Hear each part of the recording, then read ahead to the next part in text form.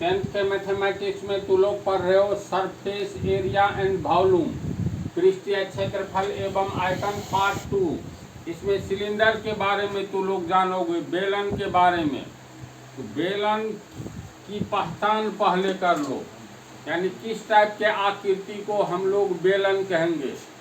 तो कमंडल, जिसमें हम लोग दूध लाने के लिए जाते हैं, बेलन का उदाहरण है। इस टाइप का बेलन होता है।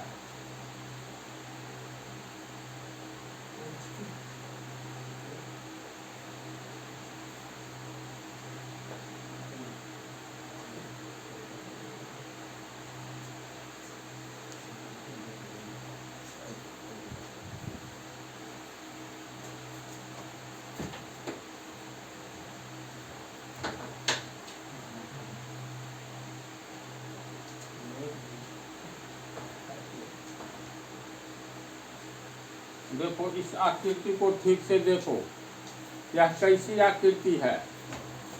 ये बेलन जो है, नीचे में तुमको वृत्ताकार भाग होता है, ऊपर में भी वृत्ताकार भाग होता है। नीचे वाला वृत्ताकार भाग ढका हुआ होता है। जैसे ये मार्कर जो है, मार्कर को कल्पना करो, ये वस्तुतः यहाँ थोड़ा आकर के पतला हो जाता है। मान करके चलो ये एक जैसा मोटाई सब जगह है, तो ऐसी स्थिति में ये बेलन कहलाएगा। और कमंडल, जिसमें हम लोग दूध लाते हैं, बहुत सारे चाय दुकान पर अगर जाओगे तो ऐसी स्थिति में तुम एक ही तरह का गिलास देखोगे। और किस टाइप का गिलास देखोगे, तो छोटा छोटा गिलास जिसमें चाय दिया जाता है। एक गिलास ऐसा होता है, बताएं जी। आगे चल करके आकृति एक व्हाइट चिन्ह, जिसको बतलाएंगे, ऐसा भी गिलास होता है।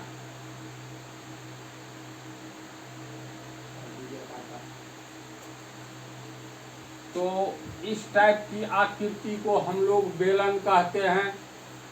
बहुत सारी आकृति हम लोगों को बेलन के रूप में दिखाई देती है।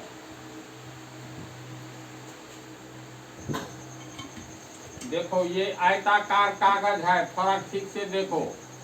इस कागज को हम लोग इस तरह मोड़े, ऐसे अगर मान लो मोड़ते हैं, तो तू लोग देखो किस टाइप की आकृति हो गई ये। इसी आकृति को हम लोग इस टाइप की दुनिया में जितनी भी आकृति देखोगे, यही आकृति कहलाएगा बेलन।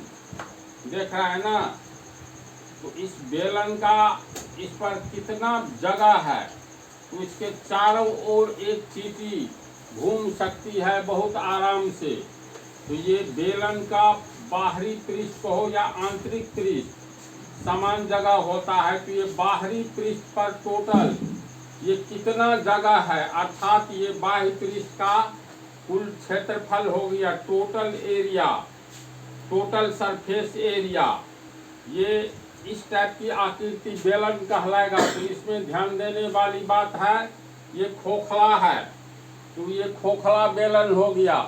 फिर कल्पना करो, एक किसी वृक्ष का सीधा लकड़ी काटे, सागवान वगैरह का प्राय सीधा होता है। एक सागवान की लकड़ी काटे और इसी आकार का काट लेंगे, तो हम लोग कहेंगे ये एक बेलन के आकार का है। लेकिन सागवान की लकड़ी में भीतर में तो लकड़ी होता है ना, तो ये पूरा भरा हुआ होगा। तो ऐसी आकृति को कहेंगे ठोस बेलन। ये हो गया खोखला बेलन।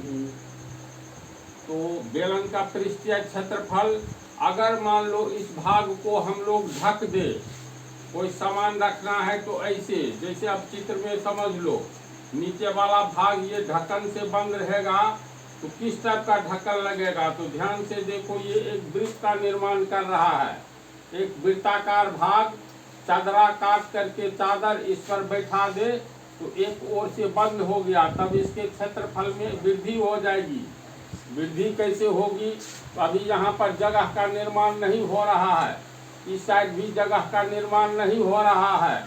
इस बेलन पर कुल जगह कितना है, जगह को ही हम लोग क्षेत्रफल कहते हैं।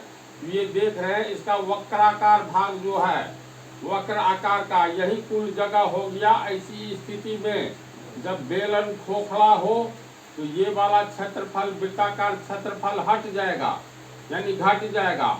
अगर दोनों ओर से कोई ये ठोस लकड़ी है तो ये भी बंद रहेगा, तो एक वृत्त का क्षेत्रफल पाई आर स्क्वायर इधर से जोड़ेंगे और इधर से भी एक पाई आर स्क्वायर जोड़ेंगे।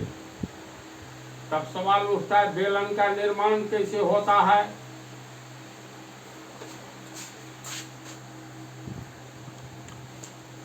जैसे हम एक आयताकार रेक्टेंगल के आकार का एक चादर लेंगे, लोहे का चादर ले,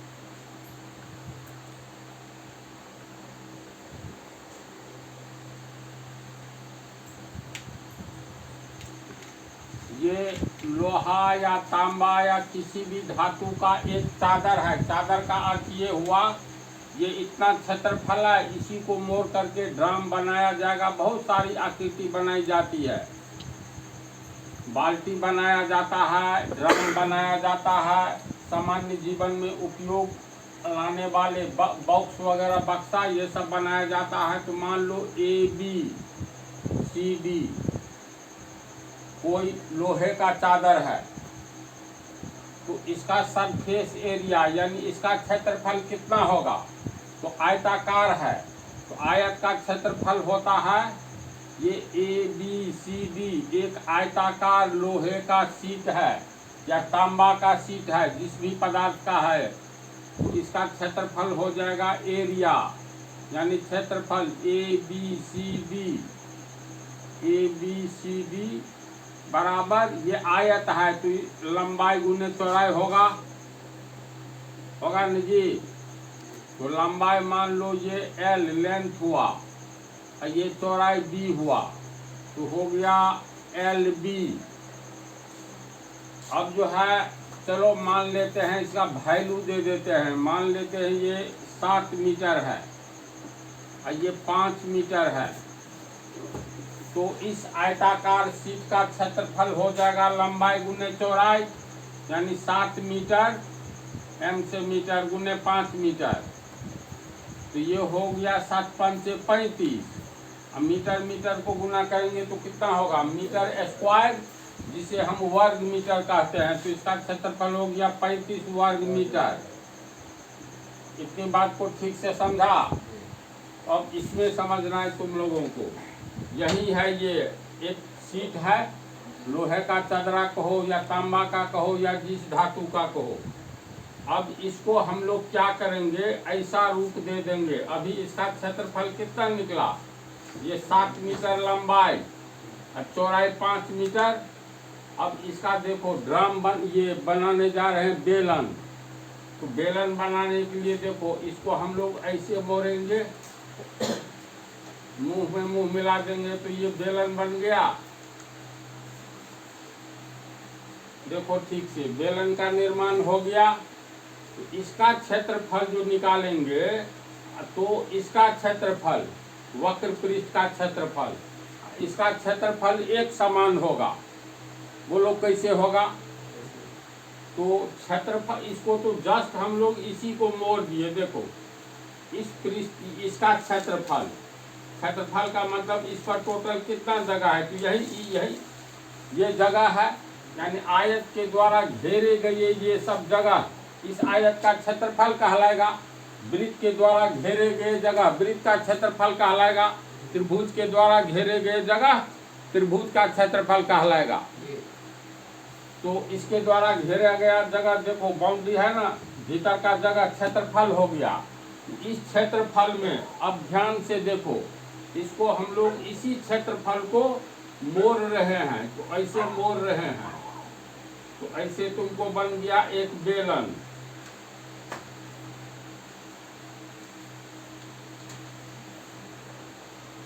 बोलो बन गया न जी। तो इस पर जितना जगह है, ये जगह वक्र रूप में आ गया। टोटल जगह उतना ही है, कोई परिवर्तन तो नहीं आया। तो इसमें क्या हुआ, ये जो चौड़ाई है ये चौड़ाई ऊंचाई के रूप में बदल गया है। ध्यान से देखो, ये लंबाई जो है ऐसे लंबाई ये वृत्त बन गया। वृत्त का परिधि जैसे दिखलाते हैं, ये वृत्ताकार भाग है ना, वास्तव में ये वृत्ताकार भाग जो है इसको हम लोग मोड़े हैं तो BC की लंबाई है। इस वृत्ताकार भाग में ये परिधि हो गया। वास्तव में वृत्त बतलाए हैं तो लंबाई बदल गया परिधि में और चौड़ाई बदल गया ऊंचाई में। इसका क्षेत्रफल कितना हो जाएगा? वृत्ताकार भाग यानी वृत्ताकार भाग परिधि कितना होता है? 2πr होता है ना। तो अगर इसको हम लोग बेलन बना दे, ये रूप दे दिए बेलन का,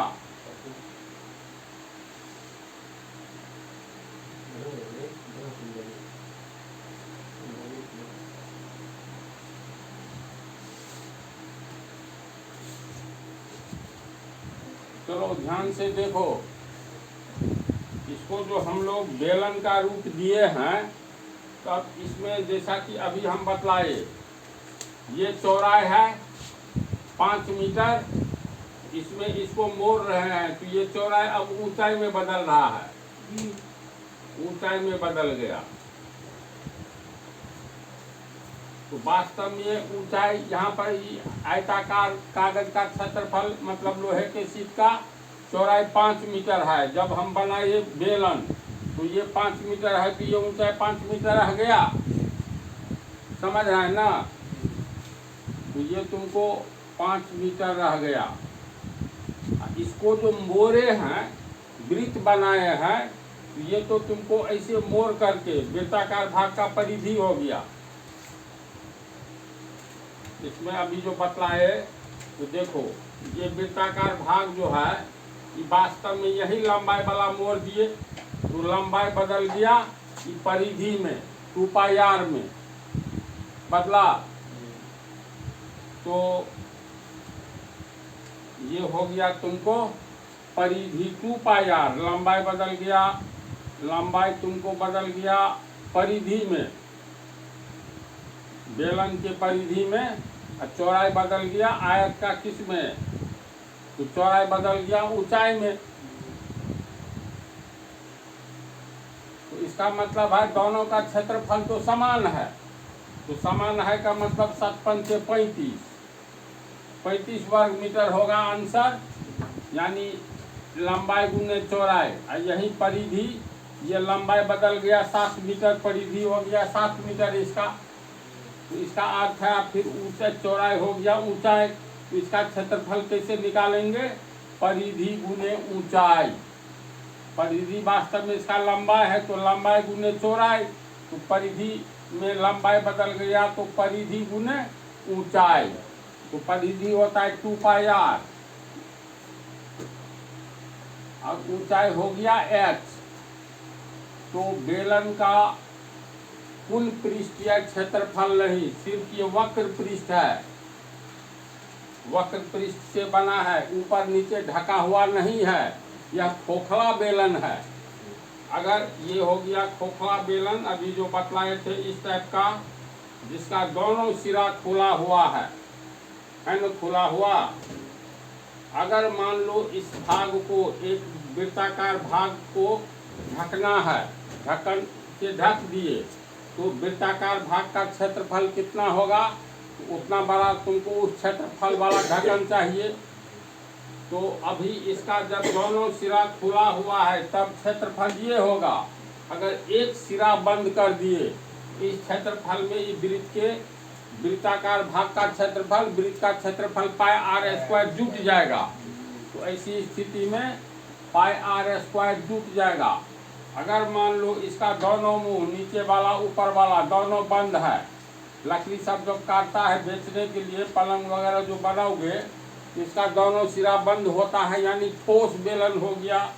तो ठोस बेलन में एक और πr² जोड़ेंगे तो दूसरे और भी πr² ही जोड़ेंगे, है ना? इसी बात दिमाग में बात आ रही है। इसका अगर मान लो जितना बड़ा ये है क्षेत्रफल, उधर भी तो इतना ही बड़ा क्षेत्रफल है। तो इस वृत्त का और इस वृत्त का समान क्षेत्रफल होगा। तो जब दोनों सिरा बंद है यानी बेलन ठोस है तो इसमें एक ठो पाई आर स्क्वायर और जुड़ जाएगा। बोलो, समझा इसको? तो फार्मूला को एक जगह करें।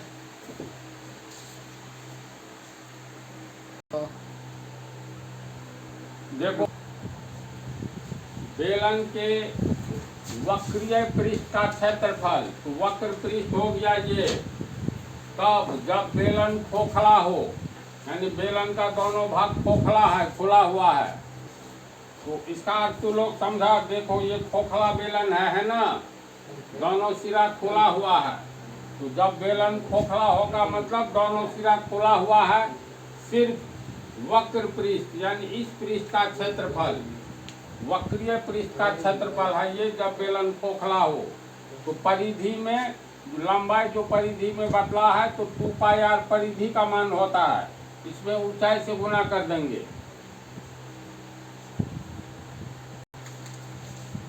देखो ये तो समझ गया। जब बेलन ठोस हो तो बेलन के कुल पृष्ठों का क्षेत्रफल यानी total surface area of cylinder, ये लकड़ी है, समझा? लकड़ी हम लोग नहीं काटते हैं, मान लो ये सागवान का वृक्ष है, यहाँ से ऐसा एक निकाल लो 30 मीटर का, 30 फुट का, 15 फुट का। तो ये कटा हुआ भाग समान लंबाई वाला होता है और मोटाई भी समान सब जगह से है। तो ये आकृति तो हो गया ठोस बेलन। तो इसमें क्या विशेषता है? इसके वक्र पृष्ठ का क्षेत्रफल, यानी जब बेलन ठोस हो तो बेलन के कुल पृष्ठों का क्षेत्रफल में बेलन के वक्रीय पृष्ठ का क्षेत्रफल, चारों ओर जो वक्र पृष्ठ है इसका क्षेत्रफल आएगा, प्लस ये मुंह तो बंद है तो वृत्ताकार भाग बन रहा है, तो पाई आर स्क्वायर दोनों सिरे के वृत्ताकार भाग का क्षेत्रफल। नीचे से भी बंद है, ऊपर से भी बंद है, क्योंकि लकड़ी ठोस है। ऊपर वाला वृत्ताकार भाग का क्षेत्रफल, नीचे वाला वृत्ताकार भाग का क्षेत्रफल दोनों जुड़ जाएगा।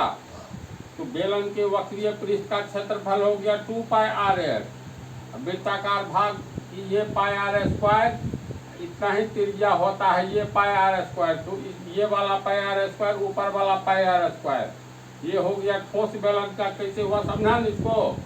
अब इस कैलकुलेशन में हम लोग ये कर सकते हैं 2 pi R H, pi R square 2 pi R square होगा, 2 पाई आर कॉमन है ना, 2 पाई आर, इधर बच गया एच, इधर आर। तो समझने के लिए यहाँ तक तो लो, अपने से जोड़ घटाव कर लेना। अगर एक मुंह बंद है, एक बंद है, एक खुला हुआ है, तो ऐसी स्थिति में क्या होगा बोलो तो? एक को पाई आर स्क्वायर हटा देंगे, समझा इसको? अब आओ आयतन पर। अब तुम लोग को बेलन का आयतन समझना है, क्षेत्रफल समझ गया, वक्र पृष्ठ का, खोखले बेलन का और ठोस बेलन का। तो बेलन में देखो ये ABCD एक सिलेंडर है, बेलन है। तो नीचे वाला भाग भी वृत्ताकार होता है और ऊपर वाला भाग भी वृत्ताकार होता है, दोनों समान क्षेत्रफल वाला वृत्त होता है। तो इस वृत्ताकार भाग का ये O केंद्र हो गया, BC को मिला दिए तो BC व्यास हो गया। तो BC ये तुमको व्यास हो गया। व्यास को हम लोग किससे व्यक्त करते हैं? डायमीटर D से।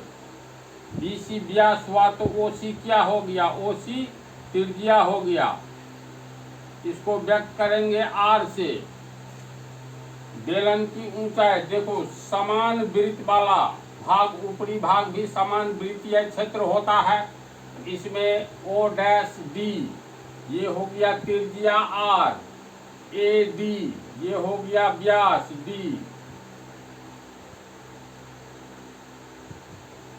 और ये बेलन कितना ऊंचा है? तो ये दोनों केंद्र को मिला देंगे तो ये और ये लंबाई तीनों समान होगा, तो ये हो गया ऊंचाई। तो बेलन का आयतन निकालना है, तो इससे पहले आयतन कहते हैं किसको? तो 10 दिशाएं होती है, पूरब पश्चिम उत्तर दक्षिण, फिर पूरब उत्तर का वाला कोना, उत्तरी पश्चिमी क्षेत्र, उत्तर और पश्चिम के बीच वाला क्षेत्र, इसी तरह दक्षिणी पश्चिमी क्षेत्र, दक्षिणी पूर्वी क्षेत्र। तो 4 दूनी 8 हुआ। फिर ऊपर से किसी वस्तु को गिराओगे तो किस दिशा में जाएगा, तो नीचे की ओर, और नीचे से वर्टिकल सीधे ऊपर की ओर किसी वस्तु को फेंकेंगे तो एक दिशा हुआ ऊपर की ओर, दूसरा नीचे की ओर, इधर 8, तो 10 दिशा हुआ। तो कोई भी पिंड सभी दिशाओं में फैला होता है। जैसे मान लो ये घन है, तो ये देखो किस दिशा में जगह घेर रहा है। तो एक पॉइंट ले ले हम लोग, इस पॉइंट को तो कहेंगे पूरब की ओर भी जगह घेर फैला हुआ है, पश्चिम की ओर फैला हुआ है, ऊपर की ओर, नीचे की ओर फैला हुआ है। बीच में कोई पॉइंट लेंगे तो दक्षिण उत्तर की ओर, यानी सभी दिशाओं में यह पिंड जगह घेर रहा है। तो आयतन की परिभाषा होती है किसी भी पिंड के द्वारा सभी दिशाओं में घेरे गए जगह को उस पिंड का आयतन कहते हैं। क्षेत्र आयतन में देखो लंबाई भी होता है, चौड़ाई भी होता है, ऊंचाई भी होता है। तो इसीलिए हम लोग किसी भी पिंड का आयतन निकालना हो तो क्या कहेंगे, आयतन बराबर लंबाई गुने चौड़ाई गुने ऊंचाई कहेंगे। समझा? तो आयतन की एक विश्वव्यापी फार्मूला होती है, आयतन बराबर लंबाई गुने चौड़ाई गुने ऊंचाई। इसमें ऊंचाई दिया हुआ है, ये ऊंचाई दिया है न जी। इसके बाद लंबाई चौड़ाई तो नहीं दिया हुआ है। तो कल्पना करो ये बिल्कुल सीधा है, एक समान ढंग से, हालांकि ऊपर में हल्का पतला है। कल्पना करो बिल्कुल सीधा है, तो ऊंचाई हम लोगों को दिया हुआ है। ये वाला पोर्शन आओ, ये वाला पोर्शन में देखो उत्तर से दक्षिण तक लंबा है और ये नीचे से ऊपर तक चौड़ा है। तो लंबाई चौड़ाई प्लस इसका ऊंचाई गुना कर देंगे तो हम लोगों को बेलन का आयतन प्राप्त हो जाएगा। तो लंबाई चौड़ाई और ऊंचाई, तो ये नीचे वाला जो है वृत्त का क्षेत्रफल है। एक बात और, जैसे देखो आयतन बराबर होता है, आयतन बराबर होता है लंबाई गुने चौड़ाई गुने ऊंचाई, और क्षेत्रफल बराबर होता है लंबाई गुने चौड़ाई। तो इसका अर्थ है आयतन बराबर हम लोग लिख सकते हैं, आयतन बराबर लंबाई गुने चौड़ाई को क्या कह रहे हैं, क्षेत्रफल। यानी क्षेत्रफल इसके लिए गुने ऊंचाई, क्षेत्रफल गुने ऊंचाई। इसको ध्यान में रखना। आयतन सबका अलग अलग होता है, लंबाई चौड़ाई ये सब में थोड़ा डिफरेंस आता है, तो फार्मूला चेंज होता है। लेकिन यहीं से शुरुआत किया जाता है कैसे चेंज होगा। तो कहने का अर्थ ये, अगर हम बेलन के क्षेत्रफल में, तो किसका क्षेत्रफल, तो बेलन के वृत्ताकार भाग का क्षेत्रफल में ऊंचाई से गुना कर देते हैं तो हमें बेलन का आयतन प्राप्त हो जाता है। बेलन का वृत्ताकार भाग का क्षेत्रफल गुने ऊंचाई, बेलन का आयतन होगा वृत्ताकार भाग का क्षेत्रफल। तो वृत्ताकार भाग तो नीचे में बन रहा है, ऊपर में बन रहा है। अगर खुला हुआ है तो ऊपर भी तो वृत्ताकार भाग कायम है, भले ही खोखला है। तो वृत्ताकार भाग का क्षेत्रफल